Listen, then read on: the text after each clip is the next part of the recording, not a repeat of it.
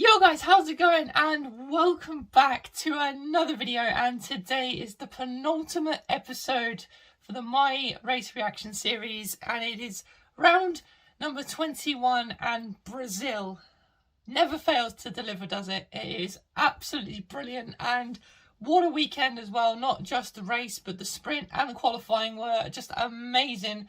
Loads to talk about. So yeah, I absolutely love Brazil. I hope they never ever ever get rid of this circuit. So we're finally kicking it off with not a Red Bull, not a Ferrari, but Mercedes, because they have finally won their first race in 2022, and it wasn't Lewis Hamilton, it was indeed George Russell. What a guy, what a man. Obviously won the sprint. Well, first of all, binned it in qualifying, wrecked Hamilton's lap as well, which put Hamilton down in 8th, so he started 3rd for the sprint, and then just had blistering pace. The Mercedes all weekend had really good pace. Not as much in qualifying, because qualifying they're still struggling, but in the races they're really coming into their own. And yeah, George just didn't look back in the sprint after he got past Verstappen, and then just absolutely aced it in the race. He was coming a little bit under pressure towards the end of the race when Hamilton was hovering over the 1 second window, but yeah, not much else to say on George Russell apart from that. He has been sort of slipping off form recently, but I think he's got 18 top 5 finishes out of 22 this season, which is just incredible. So fair play to George Russell. Say what you want about the guy, but today he really showed why Mercedes swooped him up, and we always knew he was a good driver, and today he's just proved it a lot, and he just needs to, you know, minimize these mistakes, and yeah, he's definitely going to be a future world champion, is George Russell. Lewis Hamilton, on the other hand, obviously, like I said, got a little bit caught out in qualifying, started in P8 for the sprint, and then made his way up to P3. Then Carlos Sainz had the grid penalty, which was a Mercedes front row, and then Mercedes 1-2 in the race. Obviously had the contact earlier on with the Verstappen, and I thought he was completely out of the race because he was sort of going slowly, but managed to continue on. And yeah, considering the damage he had on the side pod, wasn't that much, but it was. I thought it was going to be enough to, you know, sort of not make him not have much pace towards the end of the race, but he had really good pace towards the end of the race, so it was really good to see. And then, like I said, towards the end of the race with the safety car, wasn't quite able to capitalise on George towards the end of the race. But no, I'm really happy for George Russell. Like I said, he's definitely deserved this win. He's been a lot better than Lewis majority of this season, so you can't discredit him. But yeah, Mercedes 1-2, which really feels weird to say. I think it's their first one since Imola 2020, which is crazy to believe, but obviously Bottas had a stinker last year, and all the crazy stuff that happened last year. But yeah, absolutely crazy. So well done to Mercedes, and Britain back on top. Next up, Ferrari then, and they had a bit of an up and down weekend, it has to be said. Obviously they bottled the strategy in qualifying once again, with Leclerc going on to the intermediates, which was just the weirdest decision ever. And I literally said to Mum and Dad, although the championship's over for Ferrari, I don't know if I mentioned this in a previous one, but although the championship's over for Ferrari, they'll still find a way to mess it up, and they did. So, yeah, that was that. The sprint didn't really go that great for them. Sainz was, like I said, in P2 after Verstappen got a little bit of end plate damage from Sainz as well. But yeah, no, apart from that, pretty good weekend. Leclerc, like I said, was down in P10 for the sprint, got his way up until about P5 or 6, I can't really remember. And then in the race, obviously got taken out by Norris after the safety car restart, I think, for the was it virtual? I can't remember. But it was I think it was a restart of something, but Norris took him out as he tried to go around the outside of turn 6, which I think is a very dangerous move. I think we saw a few years ago, Ocon took someone out there, I think, or he got taken out. It's a very risky move, and I thought Leclerc was out of the race, so he did a fantastic job to come back through the field. And yeah, fair play to Leclerc. So he was also asking towards the end of the race as well to sort of let Sainz let him through.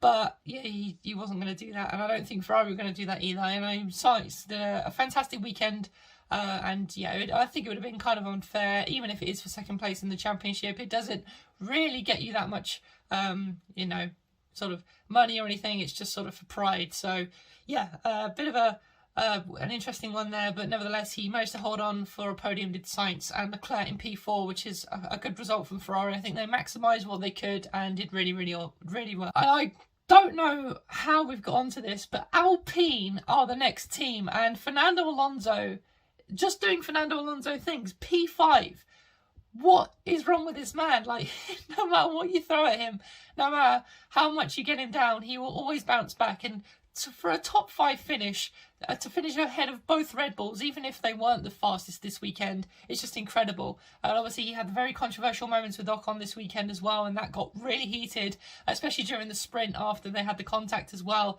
twice in fact.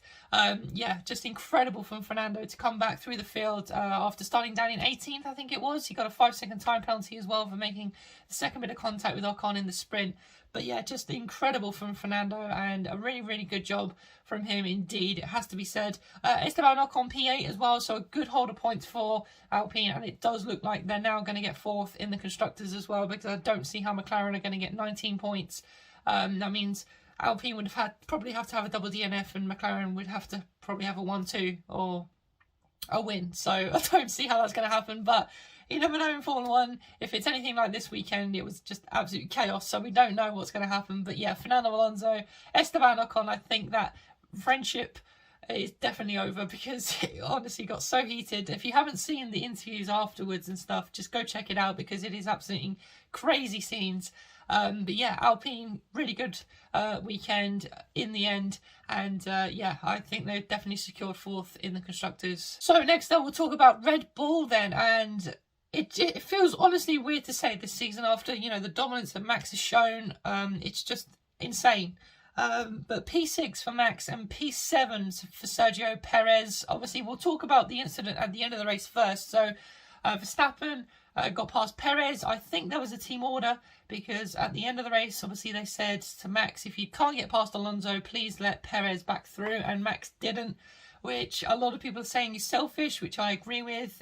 And even Perez said, you know, it just shows what a person he is, and he's the golden boy at Red Bull, and even if, you know, he doesn't oblige to their rules, I think, you know, they're still going to class him as the golden boy, which he is. You know, he's a great driver, but to not let Perez back through after, I don't know if it was agreed on the radio or whatever, but I didn't even know that was a thing until the end of the race, when obviously they said, you know, let him back through, and I think it was literally on the final lap, which he didn't. So yeah, a little bit controversial there. Obviously Christian Horner not really owning up either in the interviews afterwards. So yeah, very interesting on that sort of view. But yeah, Max has just shown what he is, basically a selfish guy. And I know in Formula 1 you kind of have to be this, you know, hardcore, nothing's going to stop you sort of thing. But at the end of the day, you know, the guy has won the championship. He's got nothing to lose. And yeah, if that was an agreement before or after the race, I don't know. But whatever it was unfair from Max. I really do feel sorry for Perez, because I did feel like for the majority of the weekend he was a little bit better than Max. Max really struggling, like I said, in the sprint as well on the medium tyre, and just Red Bull were absolutely nowhere really. But let's talk about Perez, because he actually had quite a good race, sort of fighting with Sainz more or less the whole entire Grand Prix, fighting with Hamilton a little bit here and there as well. But yeah, P7 in the end, and I feel like it could have been a lot more from Perez. And I also just want to mention the incident with Hamilton. Like I said earlier, Hamilton had the damage because he made contact with Verstappen through turn 2. So Verstappen sort of was ahead coming around the outside of turn 1, and then Lewis kind of got ahead again, and then Verstappen, I feel personally should have backed out. I don't agree with the penalty though. I think the penalty was a bit harsh. You know, the damage was already done because he had to pit anyway, and I always think if you make damage and have to pit, that's your penalty sort of thing, unless obviously, you know, you wreck the other person's race, then maybe. But I feel like he could have backed out of it. Lewis could have maybe given a bit more room, and I do think it was a racing incident. So yeah, a little bit harsh on the FIA there for the penalty, but nevertheless, obviously they both survived and were able to continue on. But yeah, it just gives us flashbacks of last year, because honestly last year was crazy, and once again they made contact, resulting them in carrying on. But once again, it's another one to add to the checkbook. So next up then is Alfa Romeo and Valtteri Bottas finishing in the points in P9. A pretty solid weekend from Bottas once again, like he was in Mexico. Did a really, really good job. He had a few battles here and there, fighting with the Aston Martins and the Alpines, and managed to, like I said, hold on for some points. So it was really good to see from Bottas' side of the garage. And Guan Yu Zhou finishing in P12 as well. We saw a little bit of him. He was battling here and there throughout the field. But yeah, no points for Guan Yu Zhou, unfortunately, but more points for Alfa Romeo, so I'm sure they'll definitely take that. Next up is Aston Martin, and once again Lance Stroll grabbing the final point, and I honestly don't know how he ended up ahead of Vettel, because Vettel was having a pretty decent race, just like in USA. Well, not quite as good as that, but it was still on for a good result, and I think the safety car might have screwed him at the end of the Grand Prix, because like I said, I don't know how Stroll ended up ahead of him, but Stroll P10 and Sebastian Vettel P11. But yeah, obviously we need to talk about Stroll's audacious move once again in the sprint on his teammate, darting to the left-hand side, just like he did to Alonso in USA. Just doing these stupid moves that they're just ridiculous, and he did get a 10-second time penalty for it, which was well deserved. I mean, the guy is just waiting for an accident to happen, and especially when your own teammate as well, like, you're clearly slower. Just, you know, let your teammate through. This is only the sprint. You've still got the race to come, which is, you know, where the big points are offered. And yeah, just Stroll once again not learning. And I always think, I've always said this, it's down to the fact that he's not going to lose his seat or anything like that because his dad's in charge of the team. I mean, it would be funny if his dad just turned around and said, you're no longer in the team. But we all know that's not going to happen. So yeah, Stroll can get away with it because his dad's the owner of the team. But yeah, Vettel luckily managing to avoid the incident. And like I said, Vettel had a really good race. At one point, he was up in, I think, about P5. And then you're having a good old fight with Bottas at times, and I think the AlphaTauri and the Alpines as well. So yeah, it was a really good fight with Vettel and the others. So good to see, but unfortunately didn't quite manage to end up in the points. But yeah, once again, Vettel having a good race and a good end to the season, and I really, really hope he can have a great one in Abu Dhabi for the final race. Can you believe it? The final race. What's going on? So next up then is Haas, and we've got to talk about Kevin Magnussen, who obviously bagged pole position for the very, very first time, and it's just such a beautiful story. Obviously, the guy wasn't even in the seat in pre-season testing, and yeah, it's just an incredible, incredible story. Obviously got very lucky with the red flag and the rain, but it was just a perfect amount in qualifying with that sort of dry to wet window.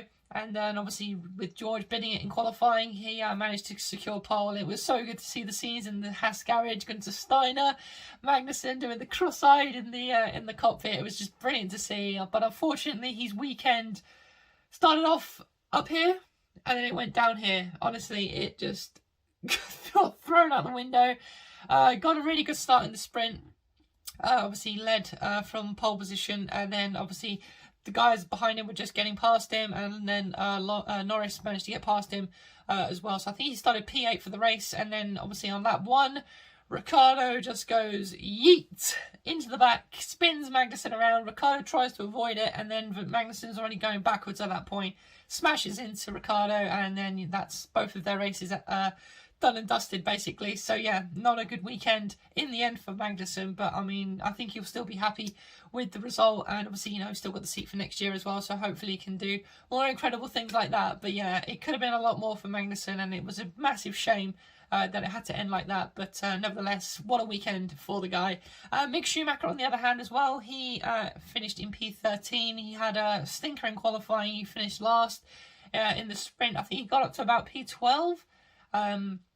So I had a pretty good race there. And then in the actual race, yeah, didn't really see much of Mick, I don't believe. I think he had a few battles here and there, again, like the midfield do. It's very hard to keep up with the midfield sometimes because there's always certain things going on, and they're always fighting with different teams each race. So yeah, hard to keep up. But yeah, P13 for Mick Schumacher.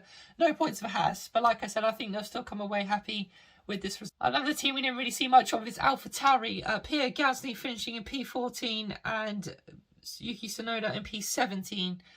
Yeah, didn't really see much of them. Tsunoda, I don't believe had a great race, hence why he was down in P17. I can't remember what that was for, to be honest. I think Gasly was on for a pretty good result, or at least the points finished. But again, the safety car changed things towards the end of the race for Lando Norris.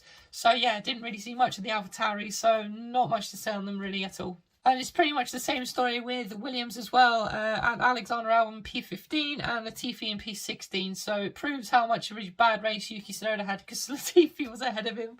But yeah, Albon had a pretty good race. Well, pretty good weekend once again. A bit like Mexico, just wasn't quite able to have the pace to get into the points. But had a decent qualifying. I think a decent sprint. But yeah, just didn't quite able to manage to convert it into a good result, unfortunately, for him. And then Latifi, just doing Latifi things, and that will be almost the final time that I say that, because we've only got one more race and it's all over. So yeah, no point to Williams, unfortunately, but once again, Albon having good pace. And finally then, we've got to talk about McLaren and what a shambles they had. Like I said, it was Norris's birthday as well on Sunday, which was a massive shame because, you know, it definitely didn't go the way he wanted it to. So like I said, well, we'll start with Ricciardo, because Ricciardo once again was out in Q2, had the contact with Magnussen on lap 1 and spun Magnussen around, and yeah, just took himself out the Grand Prix, unfortunately. So yeah, that completely ended his race. So yeah, Ricciardo gonna bury his head in the sand for the final race, I think, or maybe gets a good result. You never know with Ricciardo nowadays. And then Lando Norris, like I said, he wasn't very well for the whole weekend. Apparently he got food poisoning before the weekend even started, and then like I said, it was his birthday on the Sunday. Had a pretty good weekend, had got into Q3 up to that point, and then the sprint went pretty well for him as well. I think he started P7.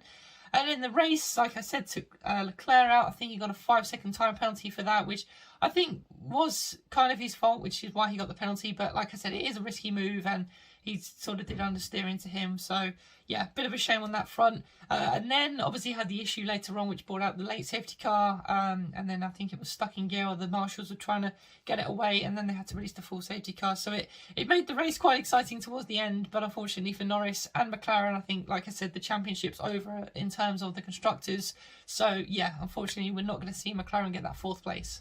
So there we go, guys. That is going to be it for the Brazilian Grand Prix race reaction. And like I said, what a weekend it was. Just pure chaos, and some great stories to follow with it as well. So it's just incredible to see. And like I said, I was so happy for George to get that maiden win. Mercedes are finally back, hopefully. We'll see how they go in Abu Dhabi, and then hopefully they can build that momentum into next season, and then we can have a 3-way fight at the top. Well, unless Ferrari sort out their strategy. But nevertheless, we'll have to see how it goes.